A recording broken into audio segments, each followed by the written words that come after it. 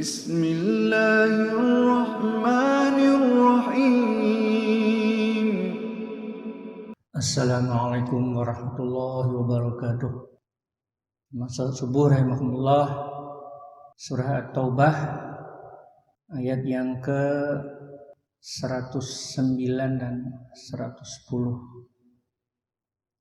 Afaman assasa bunyanahu ala taqwa minallah wa ridwan. Maka apakah orang-orang yang mendirikan bangunan masjid atas dasar takwa kepada Allah dan keridaannya itu lebih baik, ataukah orang-orang yang mendirikan bangunan di tepi jurang yang runtuh lalu bangunan itu roboh bersama dengan dia? Fanhara bihi fi nari jahannam wallahu la yahdil qaumadz zalimin. Allah tidak memberi petunjuk kepada orang-orang yang zalim. La yazalu bunyanuhumul ladzi banau ribatan fi qulubihim. Di bangunan yang mereka dirikan itu senantiasa menjadi penyebab keraguan dalam hati mereka. Illa an taqatta'a qulubuhum, sampai hati mereka itu hancur. Qata'u itu kan terpotong ya, memotong. Tapi kalau an taqatta'a qulubuhum diartikan hatinya hancur. Wallahu alimun hakim, dan Allah Maha mengetahui, Maha bijaksana. Jadi di ayat yang ke 109, kalau masjid itu didirikan adalah untuk menjebak, membuat satu tandingan yang akan menjerumuskan, yang akan membinasakan akidah, yang membinasakan seseorang, seperti halnya dengan Masjid Dirar yang dibangun di zaman Nabi Muhammad SAW ketika di Madinah. Itu adalah masjid yang dibangun karena bukan dasar takwa pada Allah, bukan niat untuk membangun masjid itu untuk menambah takwaan bagi orang-orang yang memakmurkan. Tapi dalam ayat ini adalah ada pertanyaan, afaman, apakah orang-orang assasa bunyanahu. Ya, bunyan itu adalah bangunan. Jadi membangun masjid itu dengan landasan takwa kepada Allah dan mengharapkan ridhonya dengan kebaikan yang akan diperoleh. Ataukah orang yang membangunnya justru akan membawanya ke dalam neraka. Nah, disinilah pilihan kita dalam hal membangun kebaikan, membangun kebenaran, meletakkan dasar tauhid di dalam membangun masjid itu. Karena kalau tidak, takwa itu tidak akan mudah begitu saja tercipta tanpa dilandasi oleh tauhid, keimanan yang kokoh, tauhidullah. Karena itukah akan mendapatkan ridha Allah Subhanahu wa taala.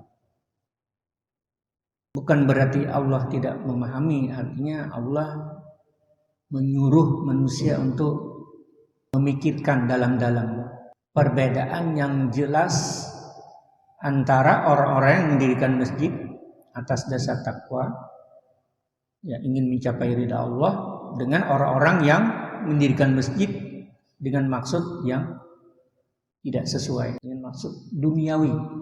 Itulah mungkin lebih gampangnya seperti itu. Memasang niatnya salah. Nah, maka untuk selanjutnya itu berarti nanti siapa yang bisa melanjutkan untuk memakmurkan masjid itu. Tapi kalau zaman Nabi kan memang tidak dilanjutkan. Masjid Dirar itu justru diruntuhkan oleh Nabi dan kaum muslimin. Kan perintahnya seperti itu. Ya kalau zaman sekarang rasanya nggak pernah ada orang merobohkan masjid. Karena jelas tujuannya adalah masjid itu untuk sarana beribadah, terutama salat 5 waktu. Kalau masjid itu tidak lagi dimakmurkan oleh kaum muslimin, yang dulu pernah ada kasus masjid itu dijual untuk dijadikan semacam rumah atau apa. Alasannya ya karena pertama katanya tanahnya sengketa, tanahnya bukan tanah wakaf. Yang kedua alasannya tidak ada lagi orang yang memakmurkan masjid itu. Tidak ada lagi kaum muslimin yang senang beribadah di situ, bahkan untuk memilih masjid yang lain. Bisa jadi terjadi seperti itu. Jadi dari ayat ini dipahami bahwa orang-orang yang mendirikan bangunan masjid atas dasar takwa dan ini ingin mencapai ridha Allah adalah ibarat orang itu mendirikan bangunan yang kuat, yang kokoh, yang megah di tanah yang kuat pula. Maka dia akan tegak terus berdiri, tangguh terhadap serangan apapun juga. Ini gambarannya, walaupun sedahsyat apa badai, angin, kalau itu kokoh dan kuat maka tidak akan roboh, tidak lapuk karena hujan dan tidak kekang karena panas. Jadi itulah masjid sebagai pemberi perlindungan, memberikan rasa aman, rasa tentram orang beribadah di dalamnya. Nah, Rasulullah SAW dan kaum muslimin yang benar-benar merajut dan membina ukhuwah, persaudaraan, membina keimanan mereka kepada Allah, senantiasa mendasarkan segala perbuatannya untuk meningkatkan keimanan dan ketakwaan, mencapai ridha Allah.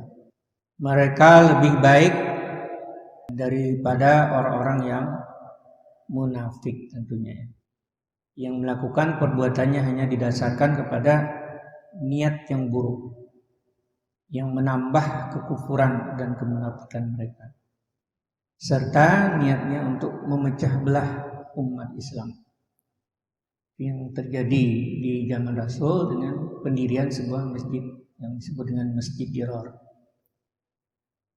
Itu mereka akan mendapat celaan yang luar biasa dari Allah. Mereka hidupnya tercela dan nanti di akhirat mereka akan ditimpakan azab karena Allah sangat murka.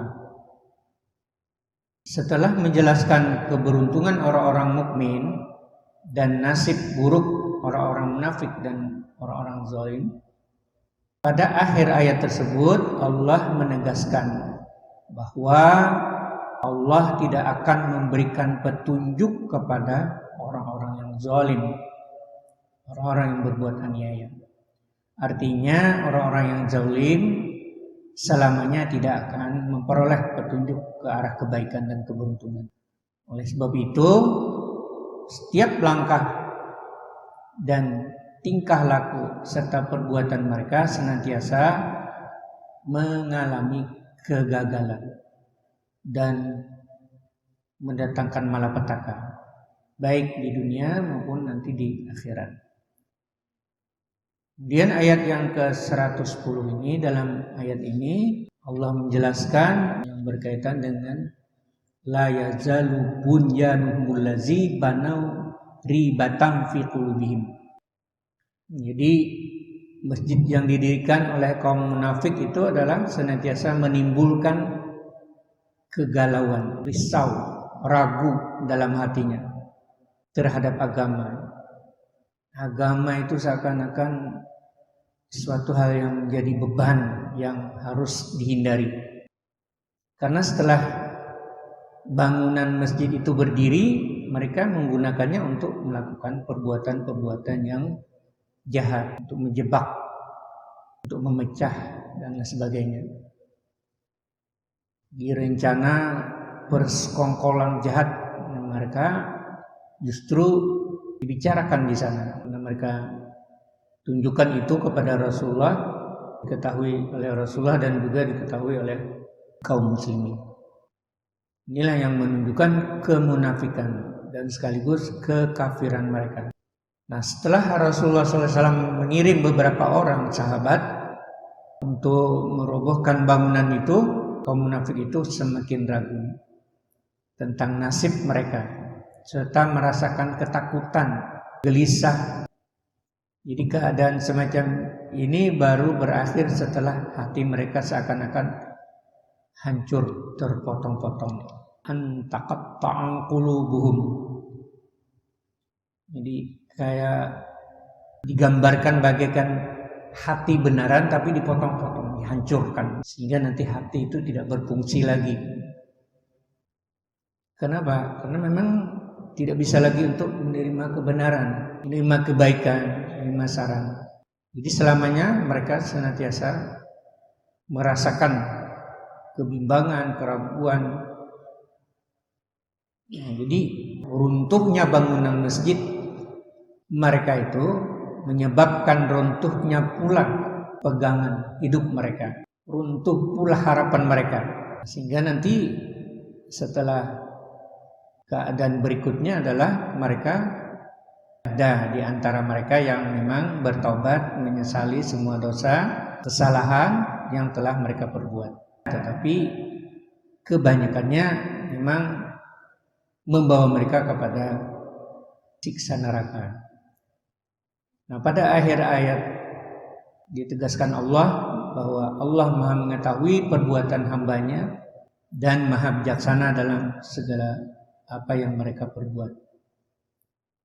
Salah satu kebijakan Allah Subhanahu wa taala ialah pemberitahuannya kepada Rasulullah dan kaum muslimin tentang kejahatan orang-orang munafik, sehingga dari sifat-sifat dan perbuatan jahat mereka itu dapat diketahui siapa mereka dan bagaimana akibatnya, sehingga dapat dihindari. Nah, di sini ada 4 kesimpulan dari kelompok ayat yang kaitannya dengan pendirian dan penyalahgunaan masjid, terutama masjid dirar itu.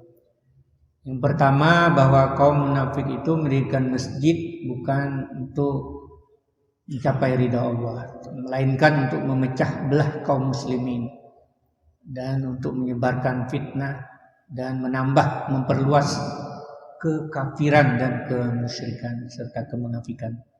Yang kedua, bahwa kaum muslimin dilarang beribadah di dalam masjid yang didirikan oleh kaum munafik tersebut, sebab motivasi mereka bukan dasar takwa.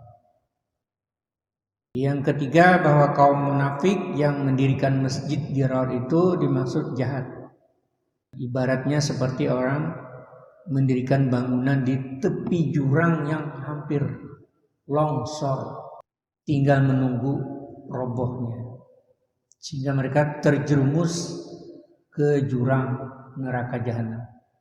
Yang terakhir, yang keempat, kegelisahan dan keraguan yang berkecamuk dalam hati mereka baru berakhir apabila mereka mati. Atau sebagian mereka memang ada yang betul-betul menghindari rasa galau, rasa kacau balau dalam hatinya itu dengan menyadari kesalahannya, lalu bertobat, mohon ampun kepada Allah, menyesali segala kesalahan dan dosanya, sehingga mereka mungkin bisa juga diterima taubatnya oleh Allah Subhanahu wa taala. Demikian yang dapat saya sampaikan. Kurang lebihnya mohon maaf. Subhanakallahumma wa bihamdika asyhadu an la ilaha illa anta astaghfiruka wa atubu ilaik. Assalamualaikum warahmatullahi wabarakatuh.